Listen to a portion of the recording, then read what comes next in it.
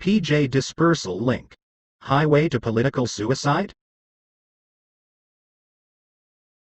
According to Wikipedia, political suicide is a concept by which a politician or political party loses widespread support and confidence from the voting public by proposing actions that are seen as unfavorable or that might threaten the status quo.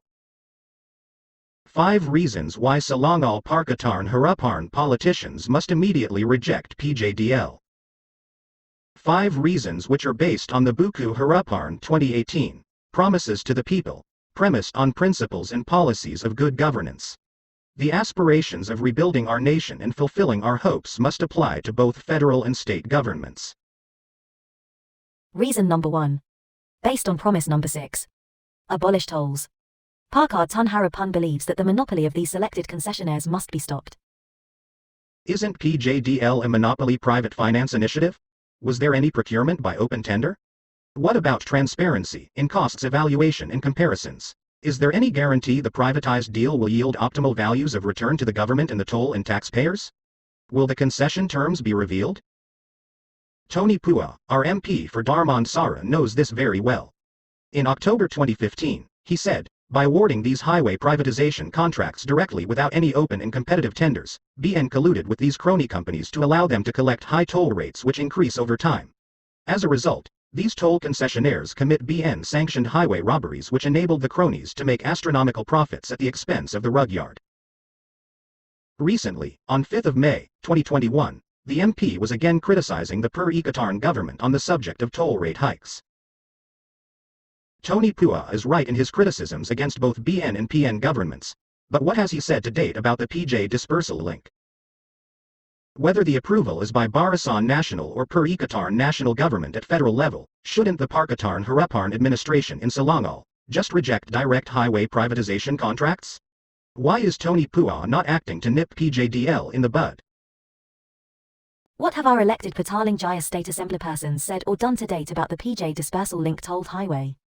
Why did Rajiv Rishikaran meet with the PJDL developer?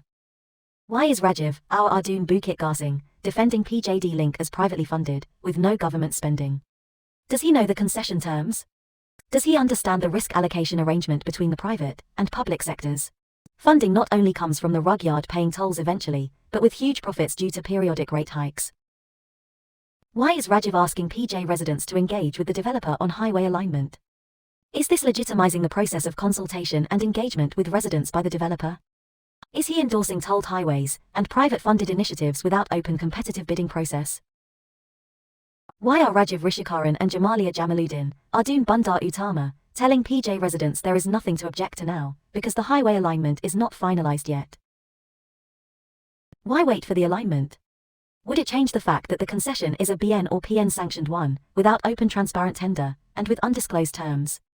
Why mislead the people? Waiting may waste precious time.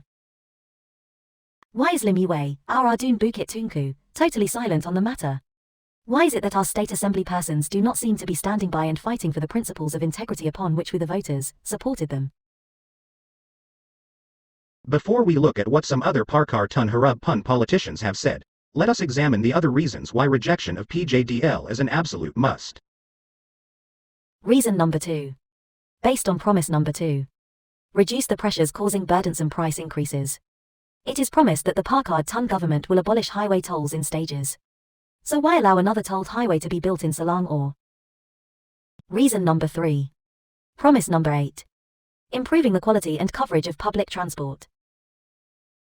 Back in April 2014, 4 state assemblymen including Rajiv Rishikaran had agreed that the corridor for the proposed alignment is more suitable for a public transportation line instead of a highway. They said, federal government has to move on from building more highways to increasing connectivity between public transportation, which will benefit the residents of Petaling Jaya and Puchong. Reason number 4. Promise number 23. Ensure government procurement produces the best value for taxpayers' money. Reason number 5. Promise number 39. Balancing economic growth with environmental protection. With PJDLink construction, many trees, some of them very mature and planted since the 60s, will be chopped down. PJ environment will be devastated. On the 28th of January 2021, the Selangor MB had asked the PJDL developer to present their case to the community, residents' associations and the local council, then feed back to the state government. To the people, the MB said, give a chance to the developer, and the state government will evaluate the project together with other planned developments. In the same news report, Armaruddin Shari, without any basis of traffic impact assessment reports, seem to have implied that without the PJDL highway, the entire transport ecosystem is disrupted, and PJDL will resolve issues of transport accessibility and connectivity. What are the basis or reasons for him to make such biased preconceived conclusions? State Exco member, Izarm Harsham, had informed the State Assembly on the 9th of November 2020 that the developer has met with MTES. Another Exco member for local government, public transport and new village development, Ern Z. Harn, said they are waiting for more details on the highway project. Ung Z. Harn said, there is a need for PJDLink to have early engagement and open discussion with residents, whose views must be taken into consideration. The residents' views are state government, Exco, MTES etc. must adhere to your promises. No more tolled highways. Do not partake in any projects promoted by a monopoly party under the guise of Private Finance Initiative, or PFI, without due process of open, transparent procurement. Keep PJ environment sustainable. Improve public transport. Why are our Parkatarn Harub Pun politicians in Selangor not upholding their principles and rejecting PJDL at the first instance? Are these politicians exempt from truth and ethics? Are they offering to us false hopes and rhetoric, saying with a straight face, we are really serious about reducing your financial burdens and preserving your environment, but while you trust us with your votes, why not let us in the meantime pave the way for another tolled highway over your heads, displacing or scraping past your homes, offices, schools, mosques, churches, chop down trees, and spill some noise and dust? Thankfully, there are two Pakatan Harapan MPs who have spoken up. The people of PJ applaud and thank Maria Chin, our MP Petaling Jaya, and William Leong, MP Serla Young, also our longtime friendly neighbour in PJ, for being upright and sharing the concerns of the rakyat. In a Star News report, January 7, 2021, Maria Chin says highway project raises serious concerns. She recommended the government to increase public buses and walkways, not highways. She expressed concerns related to health and environment, the toll amounts imposed on road users, acquisition of property to make way for the construction of the highway, and maintenance issues. She also reiterated that PJDL should be put to rest by the Selangor government and MBPJ. In another news report on March 4, 2021, William Leong tells the Selangor government to stop the controversial highway. He says put the people before the profits of a privatized tolled highway concessionaire. He empathized with many senior citizens who have spent their life savings to purchase a home in PJ, and are forced to relocate to suburban areas if the highway is built. The separation from families and existing community will create physical and mental stress and health issues, which cannot be compensated by monetary means. At a recent press conference held on the 25th of April 2021, the two MPs spoke up again for the people. This video features the people's objections against the PJ Dispersal Link Highway by looking through a political lens.